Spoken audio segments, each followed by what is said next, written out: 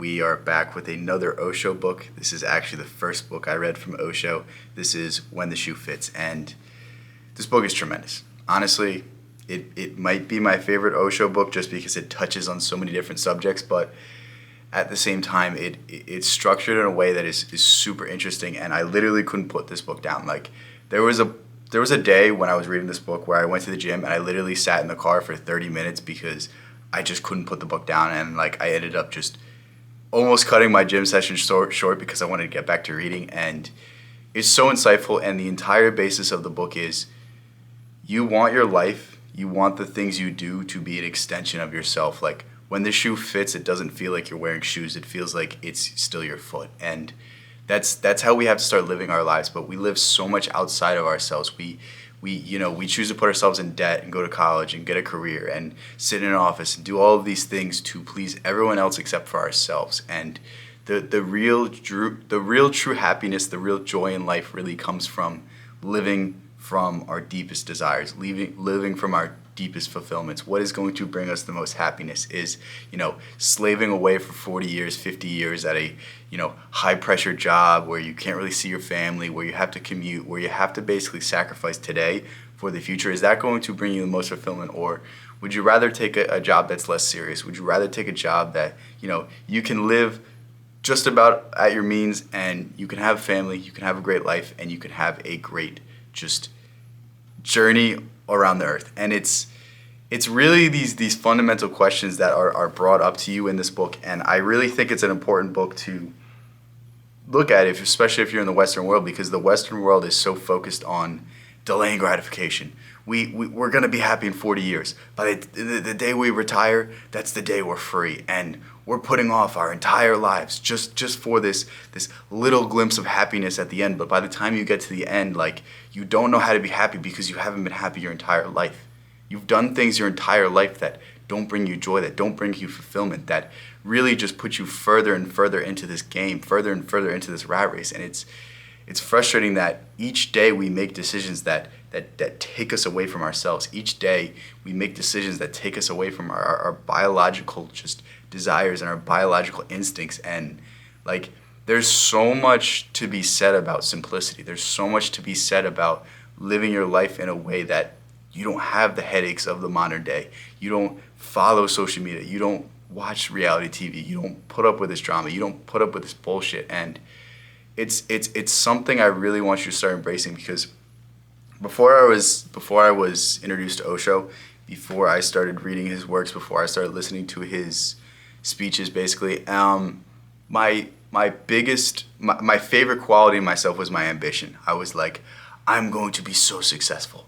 I'm going to be this. I'm going to be that. And after reading this book and after reading more Osho books, I've realized to just drop the ambition, drop the ego.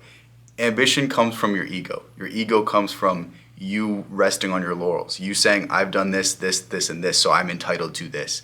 And when you live with your ego, you have expectations. And inherently, you will never live up to all your expectations. So inherently, living in your ego will always make you unhappy. And it's the same thing with ambition. Like, if I'm out here saying, I'm going to be a billionaire, I'm going to conquer the world, I'm going to have 15 different companies doing 15 different things, and they're all going to change the world for the better, like, I can't do anything except be unhappy, because I'm going to look to that idealized version of myself, and I'm going to look at, how happy that person is in that moment, and I'm going to compare myself to now, and I'm going to be like, wow, I'm really a fuck up. Wow, I'm really a screw up. Wow, I'm really not doing things right. And it's the simplicity of life. It's about being present. It's about being conscious. It's about understanding that the only thing you can affect right now is this current moment. The only thing you can do right now is affect your current state and appreciate the things that you have today, because you're not guaranteed them tomorrow. And instead of looking to the future, instead of looking to the past, instead of looking to anything except the now, it's just baffling me the way we live, and it's baffling that we don't think in terms of simplicity. We don't think in terms of, my life sucks right now. My life is so hard right now. I'm so unhappy. Like, we try to overcomplicate. We try to say, well, what if I start going to the gym? What if I start doing this on top of whatever I'm doing? What if I add a side hustle? What if I do this? What if I do that? And maybe the answer is simplicity. Maybe the answer is regression. Maybe the answer is to take a few steps back to find that happiness that we're desiring. Like, it's we look on those athletes that retire early, like Andrew Luck, and we're like, man, he could have been a Hall of Famer. He could have won all these Super Bowls. He could have done this. He could have done that. Like, the guy made $100 million, stepped away from football, and now he's a family man. Like, that sounds like a good life to me. Like, he didn't want to go through more punishment. He didn't want to go through more pain. He was happy with the level of success that he got, and he dropped the ego. He wasn't saying, like, this is my potential. This is where I should be. I'm the next Peyton Manning. I'm the next this. I'm the next that. And like, he was like, no, I'm good with who I am. I'm good with the legacy I already have. I'm good with the things that I've done in my life, and I'm happy. And now I'm onto a new path. Now I'm onto a new journey. And he took the simple route. And now he's probably living in a mansion somewhere, raising his kids, and literally enjoying each and every day because he didn't have an ego. He didn't want more.